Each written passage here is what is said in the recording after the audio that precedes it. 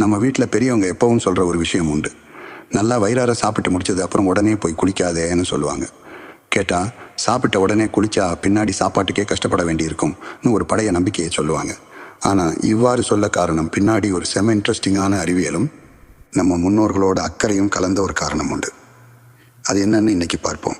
பழைய காலத்தில் எல்லாம் இன்னைக்கு இருக்க மாதிரி பாத்ரூமில் ஷவர் அடியிலையோ இல்லை வாலிலையோ குளிக்க மாட்டாங்க. ஆறு, குளம் இல்லைனா ஏரி அவர்களுக்கு போய் தான் முங்கி குளிப்பாங்க. இப்போ யோசிச்சு பாருங்க, நல்ல வயிறு முட்டை சாப்பிட்டுட்டு நேராக போய் குளத்தில் இறங்கினா என்ன ஆகும்?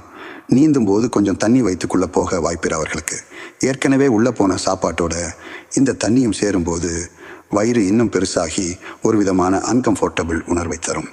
ஆனால் இது வெறும் வெளிப்படையான காரணம் மட்டும்தான். இதையும் தாண்டி நம்ம உடம்புக்குள்ளே ஒரு மேஜிக் நடக்கும். நம்ம சாப்பிட்ட சாப்பாடு சரியாக ஜீரணம் ஆகணும்னா நம்ம வயிற்றுக்கு ஒரு குறிப்பிட்ட அளவு வெப்பம், ஹீட் தேவை.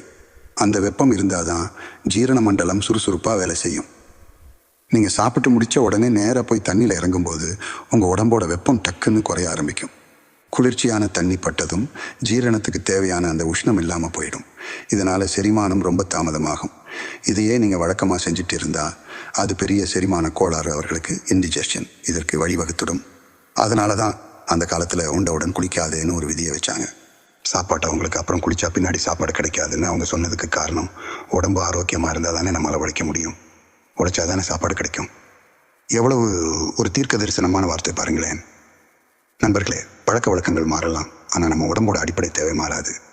இன்றைக்கி நம்ம ஷவரில் குளித்தாலும் சரி, அந்த ஜீரண வெப்பம், டைஜஸ்டிவ் ஹீட் ரொம்ப முக்கியம்.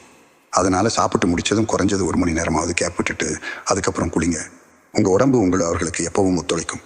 உணவு என்பது வெறும் ருசி மட்டுமல்ல, அது சரியான முறையில் சக்தியாக மாறுவதில் தான் ஆரோக்கியமே உண்டு.